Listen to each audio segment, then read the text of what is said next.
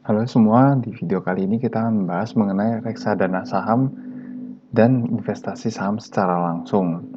Nah, buat teman-teman yang tertarik dengan investasi saham, mungkin pernah dengar ya, selain investasi saham ada juga reksadana saham. Nah, sebenarnya apa sih bedanya dan mana yang sebaiknya dipilih untuk investasi?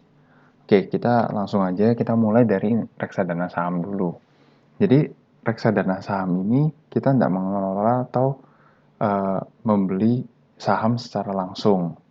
Nah, jadi kita menyerahkan dana kita ke manajer investasi untuk dikelola oleh manajer investasi. Jadi yang menentukan saham apa yang akan dibeli itu manajer investasi itu. Kita hanya menyerahkan dana kita dan melihat laporan yang dikeluarkan setiap bulan oleh manajer investasi.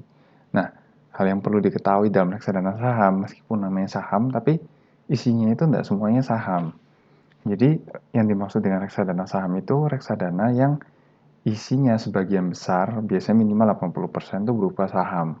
Nah, sisanya apa? Sisanya itu bisa instrumen pendapatan tetap dan juga instrumen pasar uang. Instrumen pendapatan tetap itu contohnya seperti misalkan obligasi.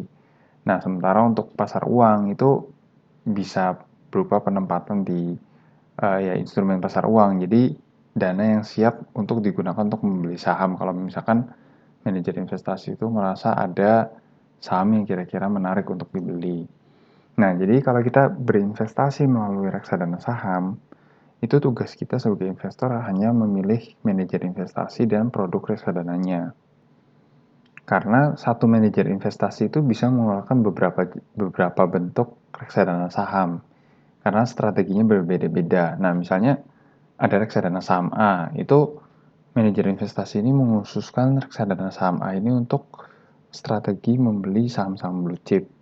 Nah, tapi ada juga reksadana saham yang namanya produk reksadana saham B misalnya. Itu strateginya misalnya berinvestasi di saham-saham yang medium atau small cap.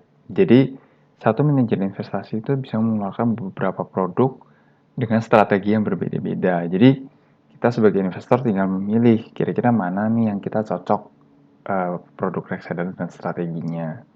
Nah, untuk fee reksadana sendiri itu ada fee jual beli. Nah, itu beda-beda tiap manajer investasi dan juga produk reksadananya. Tapi umumnya kisarannya antara sekitar 0 sampai 2%. Nah, jadi itu ya sekilas untuk reksadana saham. Nah, ya, untuk investasi saham secara langsung, itu kita sebagai investor itu menganalisa dan memilih sendiri saham yang ingin dibeli. Jadi di sini peranan dan tugas kita itu lebih besar dibandingkan reksadana saham. Dan untuk transaksinya itu dilakukan melalui sekuritas atau perantara transaksi. Kalau kita melakukan transaksi via online, jadi sekuritas itulah yang menyediakan platform kita untuk melakukan transaksi jual beli. Nah, bagaimana untuk fee-nya? Fee investasi saham ini juga berbeda-beda ya tiap sekuritas, tapi biasanya fee jual dan fee belinya itu masing-masing kurang dari 0,5%. Memang sekilas fee investasi saham ini terlihat lebih kecil, tapi juga bukan berarti kita boleh atau kita perlu untuk melakukan jual beli secara aktif dengan frekuensi yang sering, karena biar bagaimanapun juga fee itu juga mengurangi keuntungan kita. Nah, jadi itu dia sekilas gambaran mengenai reksadana saham dibandingkan dengan investasi saham secara langsung.